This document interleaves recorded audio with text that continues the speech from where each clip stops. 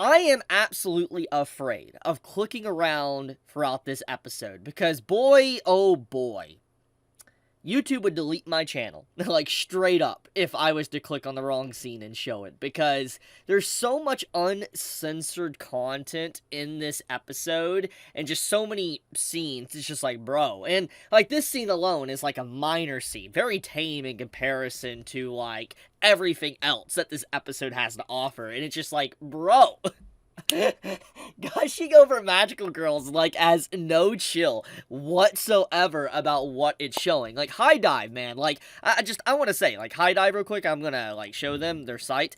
High Dive is cooking, like, straight up. Like, their whole, like, catalog of anime right now, like, they have some really good stuff, to Eminence and Shadow, to Chain Soldier, to now Gushing Over Magical Girls, like, legitimately, they have some really good stuff on their service. I'm not a sponsor, by the way. I'm not, High Dive, you want to sponsor me? Do it, reach out to me, okay? You can message me on Twitter or YouTube, whatever, I'll get back to you. But, anyways, what I'm trying to say is that High Dive as a service, I really appreciate them. They're not perfect, okay? They definitely are far from perfect.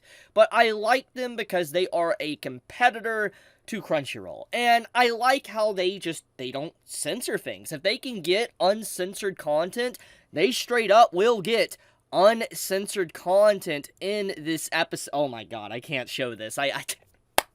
The screen's gonna have to be blurred, everyone. I'm sorry. Let me get off the scene real quick. I gotta blur it. Oh, goodness gracious. Oh my god. Okay, there we go. We are safe. We are safe now. Anyways, as I was saying, that, yeah, High Dive. I want to give you moments to really just sing your praises. I'm very happy you picked up the uncensored, because I am someone that appreciates the work being uncensored. I think this goes for anybody, honestly. Anyone that is trying to get into a form of media, either be an anime, a game, book, whatever, I think people appreciate it if it is uncensored. And I truly appreciate how uncensored Gushing Over Magical Girls is, and Chain Soldier, and probably other series you have on your platform. I mean, hell, you even got, like, Dangers in My Heart, which, oh my goodness, great series, by the way. If you guys haven't watched that, please watch it. I know it's not relevant to this video, but, oh, it's great. It's great romance. But, anyways, getting back on topic, okay? Gushing Over Magical Girls, Episode 3.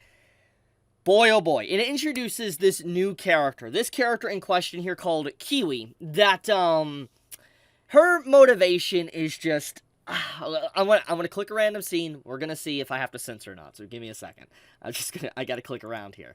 Okay, we are good here. Okay, we are legitimately good. So yeah, this is a good scene to kind of talk about it. So anyways, Kiwi here is a character that reveals to Utena, our MC, that her motivation, how she became like a part of the villain organization or a bad person, is because one day she was trying to post basically very, I guess, lewd photos of herself onto Twitter or OnlyFans, I guess, and, they weren't getting the reaction that she wanted, and she looked at it, and apparently all the magical girls were getting more reactions to their photos, their pictures. She got very jealous, envious, and so she vowed right then and there that she wanted to get rid of the magical girls. Then you have the mascot character, basically Chibi. He comes in and is like, oh, I sense that you're evil and all that, you want to join us? And she's like, yeah, I want to crush their face in or whatever, and so she joins him. It's a very simplistic, like, background to her character of why she's like evil, but it's very funny because I think this kind of plays in line with the tropes and parody of what this series is. For instance, a magical girl series, because anyone that has watched a few magical girls, Sailor Moon, Monica Magica, or maybe Precure or whatever, knows that when it comes to, like, magical girls, there is this parody to it, like, where sometimes villains are very one-dimensional. They feel like cardboard cutouts. They don't have necessarily a very deep backstory. It might be something very simple, that maybe their ice cream was stolen at a young age or something. They don't need to have a very complex background, because at the end of the day, the very, like, the viewership of these type of shows are of, I guess, women and, younger children that watch these type of shows. Now, obviously, magical girl shows have, shifted with time in the past decade, ever since Monica Magica, and introducing more darker themes to the story. And so, obviously, more people from, like, men and women now watch magical girl shows. Definitely more of an uptick in that in terms of viewership, I would say. I don't know the statistic or whatever, but I'm willing to bet you a lot more guys now watch watched magical girl shows ever since Madoka Magica first came out. But anyways, get back on topic though. What I'm saying is that the series in general, it is obviously a parody of the magical girl genre, and Kiwi as a character is a reference to, you know, one of those one-dimensional villains that just appears maybe for one episode, doesn't have a deep backstory, and that's about it. But I really just like how she's a central character, how it was presented of why she's a villain, and how she fits perfectly in line with Utena, that, you know, is our main female character. Absolutely love this episode. Oh my goodness, it was such a great fight sequence between these two characters as well. Utena kind of, you know, showcasing her dominance and how powerful she is in comparison to Kiwi, and Kiwi, you know, getting what she actually wanted from someone, because at the end of the day, what Kiwi wanted as an individual was someone to think that she is cute, the cutest person in the world. And Utena, when she said, like, you're the cutest girl right now in this entire world, that's exactly what Kiwi wanted to hear, and so she instantly developed a crush for Utena, which, you know, you see that carries on throughout, you know, the episode. She goes on a brief date with her, this whole Yuri type dynamic going on between the two characters.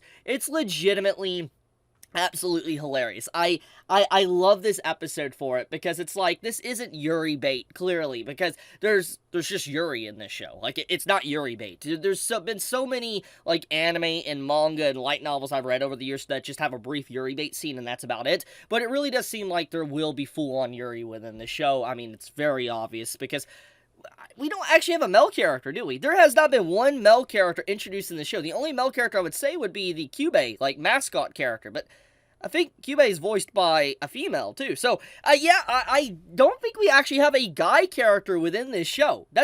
Yeah, so, once again, it's clearly not Yuri bait that is going on within the show. It's full-on Yuri, so I appreciate that. But, anyways, back onto the main topic, though. The episode focuses on Kiwi's overall admiration of Utena, and how, you know, Utena is someone that, you know, likes her, and it's kind of a mutual feeling back and forth between these two. They're going to be partners in crime, working together to take down the magical girls. It's great. It's a nice little introduction to a new character, and how she's going to be fitting in with the cast. And if you look at the opening song and ending song, there is another character that's going to be a part of the group, so there's going to be a trio, and I think this is very fitting, since, you know, the main magical girl group has 3 people. You know, obviously the villain group needs 3 people as well, for they can have their respective individual that they have to face. And judging by how this episode has been presented, I'm assuming that Utena's main person she's going to be after, like her main nemesis, is going to be the blue-haired girl that keeps getting basically tied up in almost every single episode, like what happened at the end of this episode. And Kiwi's main antagonist, or whatever, nemesis, is going to be Sulfur, you know, the one that has the fist that can beat the crap out of you. That's what I think that Kiwi's nemesis is going to be. And then the pink-haired girl is probably going to be the new character that gets introduced most likely next week or the week after. Whenever the case may be, honestly, Gushing Over Magical Girls legitimately has kept my attention for plot reasons and for plot reasons. It honestly is great, and this was one of my biggest concerns I had with, like, the first episode, was that, yeah, Gushing Over Magical Girls has a recipe for a great show, not just because of fan service uncensored content, but it, you know, is telling a parody of the genre. And, you know, yes, there's been series that have done this type of take before and all that, or tried to remold it and shape it into new things, like, for instance, what Madoka Magica did, but I think that, you know, the story really is working very well, and, you know, the point A to point B, like the slow drift to the next scenes, is very well done, actually, in terms of the story progression, character development, and all that. There's enough comedy there to just, you know, character interaction to keep you entertained when there isn't necessarily fan service on the screen. So, yeah, I don't know. Gushing Over Magical Girls, great series. I'm not gonna lie, I think out of all the new shows from this season, I'm gonna be blunt here, this might be my favorite show of the new anime season. I'm not counting continuations like Frieren, and, you know, I'm not even going to count Solo Leveling, because Solo Leveling is, it's unfair to compare it to Solo Leveling as well, because of just the how well known it is. So I'm not going to count Solo Leveling as well. So if we're counting, like, underdog series that nobody really knew about, I would say Gushing Over Magical Girls is, hands down, the best anime of the season so far. Now, this can change, but at least in my current opinion, that's how I feel about it right now. But I'm going to wrap up the video here. Tell me your thoughts in the comments below, how you felt about this week's episode. Are you excited about the continuation, for instance, episode 4? Be honest in the comments below. And yeah, see you all next week for more cultured content. Chibi out.